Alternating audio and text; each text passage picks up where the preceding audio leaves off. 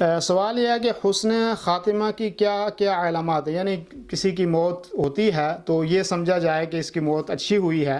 تو یا اسلام پہ ہوئی ہے، تو اس کی کیا علامات ہیں؟ تو اس سلسلے میں پہلی بات تو یہ ہے کہ وہ آدمی جو اللہ رب العالمین کی راہ میں شہید ہوتا ہے تو اس کو کہا جا سکتا ہے کہ یہ ایک اچھی موت ہے، کیونکہ اللہ رب العالمین نے قرآن مقدس کے اندر فرمایا وَلَا تَحْسَبَنَّ الَّذِينَ قُتِلُوا فِي سَبِيلِ اللَّهِ أَمْوَاتًا بَلْ أَحْيَاءٌ عِندَ رَبِّهِمْ يُرْزَقُونَ، کہ وہ لوگ کہ جو اللہ کے راستے میں شہید ہو گئے ان کو آپ مردہ نہ کہو،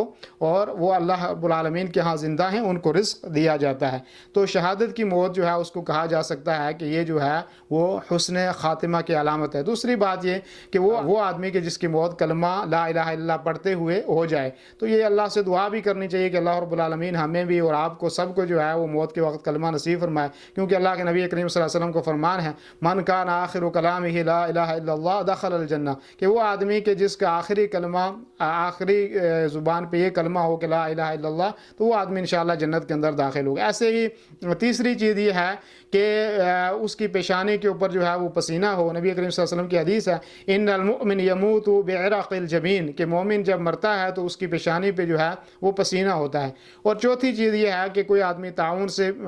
فوت ہو جاتا ہے، کیونکہ نبی کریم صلی اللہ علیہ وسلم کا فرمان ہے الطاعون شہادۃ لکل مسلم، بخاری کی روایت ہے کہ طاعون ہر مسلمان کی گویا کہ وہ ایک شہادت کی موت ہے۔ تو ایسے ہی آج کل کے دور میں اگر کوئی کرونا سے بھی مر جاتا ہے تو علماء نے کہا یہ بھی اسی کے حکم میں ہے۔ ایسے ہی کوئی آدمی جل کر مر جاتا ہے یا غرق ہو کے مر جاتا ہے یا جو ہے وہ اپنی عزت کا دفاع کرتا ہوا مر جاتا ہے، اور بھی بے شمار ایسی صورت علماء نے ذکر کی ہیں۔ تو یہ بعض چیزیں تھیں جو میں نے ذکر کی کہ جن سے یہ